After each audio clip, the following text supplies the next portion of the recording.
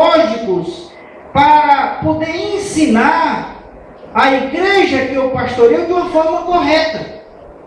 Isso tem me incomodado muito. Por quê? Quando eu passo a ensinar, a estudar, a pesquisar, eu tenho a minha própria hermenêutica, a minha própria interpretação. Deus, através do seu Espírito Santo, me dá a palavra para que eu interprete. E aí, amados irmãos, onde entra o meu questionamento também. Porque de repente, eu estou tendo a minha interpretação, a minha fala, e a minha fala passa a ser minha.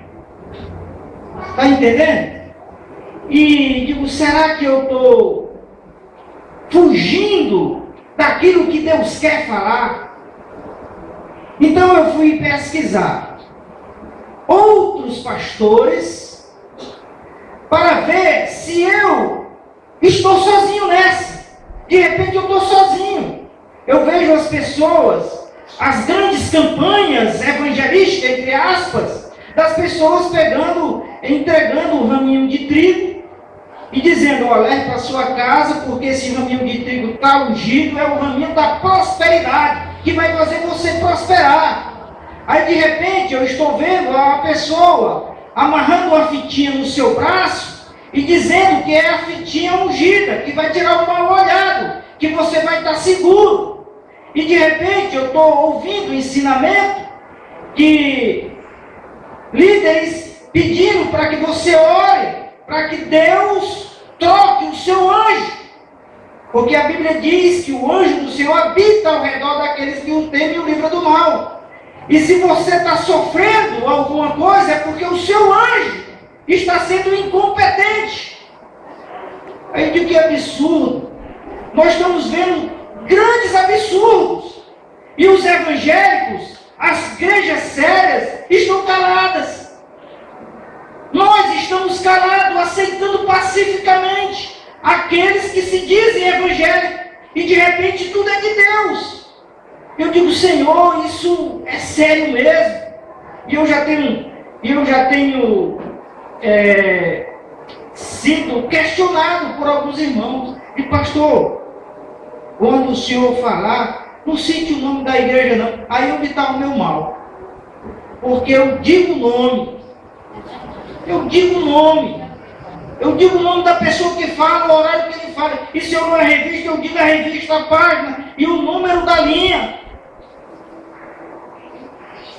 Então, amados irmãos, o tema que eu quero falar nessa noite é sobre a unidade cristã. Unidade cristã. Tá certo?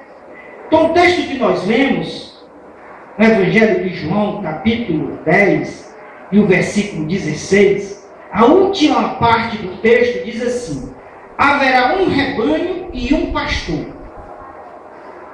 Capítulo 10, versículo 16. Eu quero frisar que esse estudo não é meu. Sabe por quê? Porque eu já falei tanto lá na igreja, aí como eu falei, digo, rapaz, será que eu estou sozinho? Então eu pesquisando no site da nossa convenção, eu me deparei com esse estudo do pastor Marcos Martins. E ele veio falar comigo.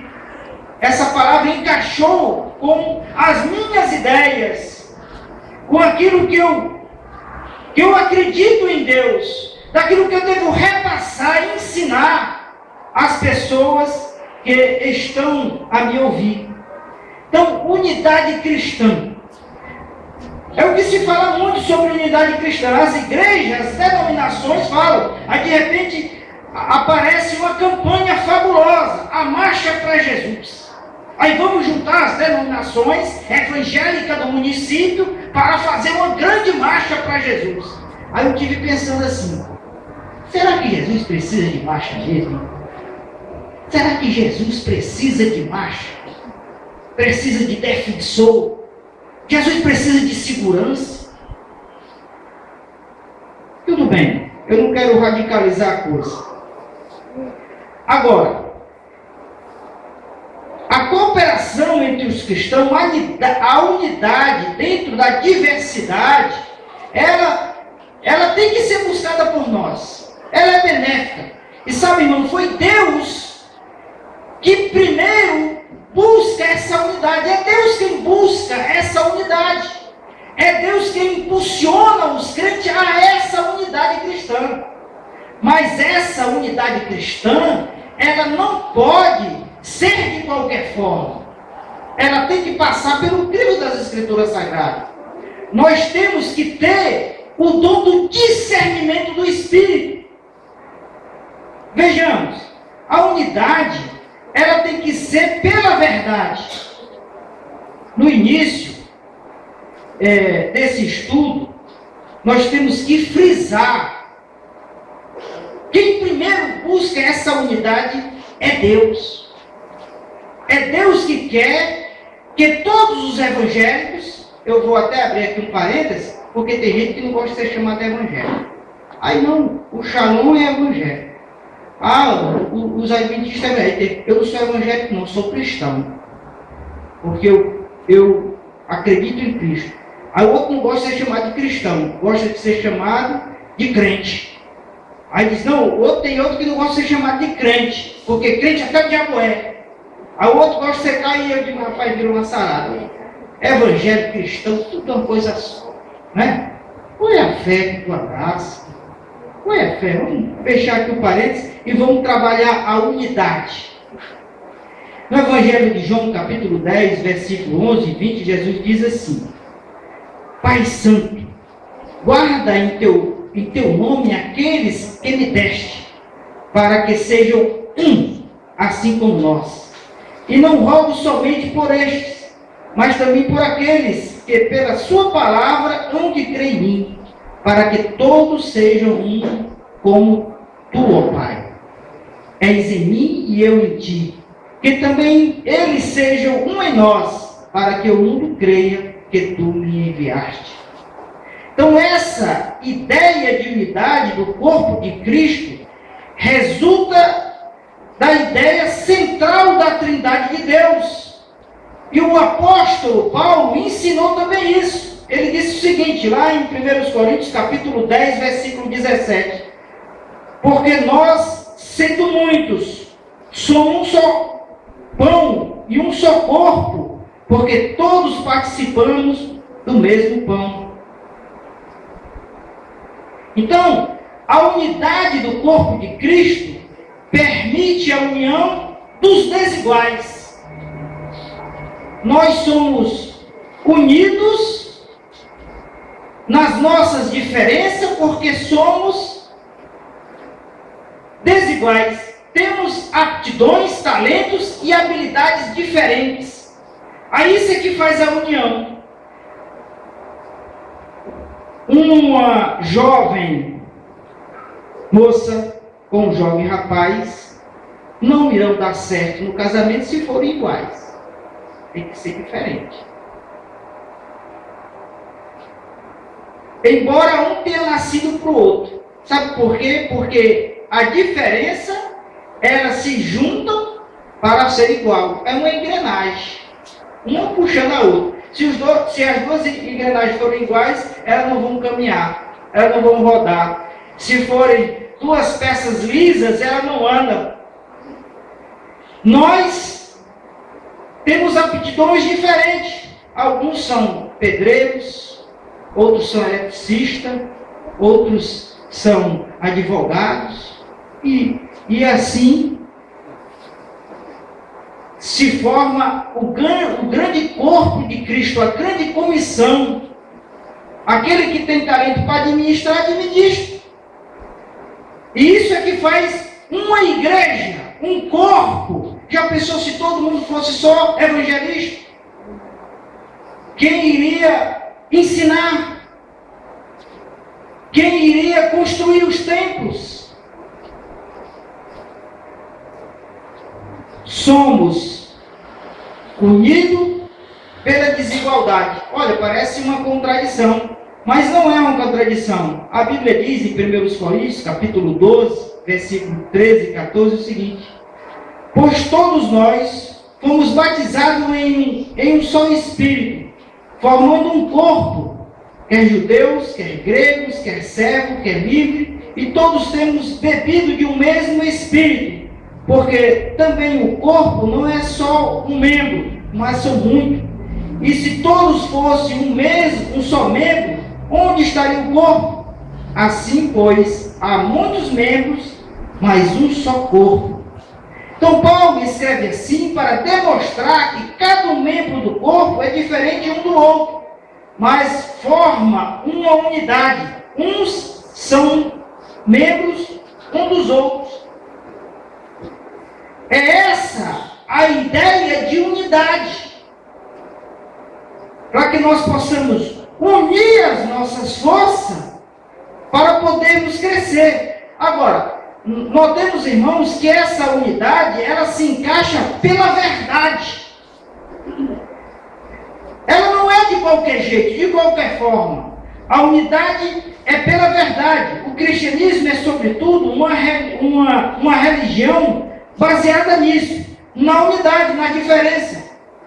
Quer brancos, negros, índios, seja aquele que tem um status, uma formação superior, bem qualificada, seja aquele analfabeto. Quando nós entregamos a nossa vida a Jesus Cristo, é como se nós perdêssemos o nosso estado. Nós temos a mesma importância perante Deus. E isso é que forma o corpo de Cristo.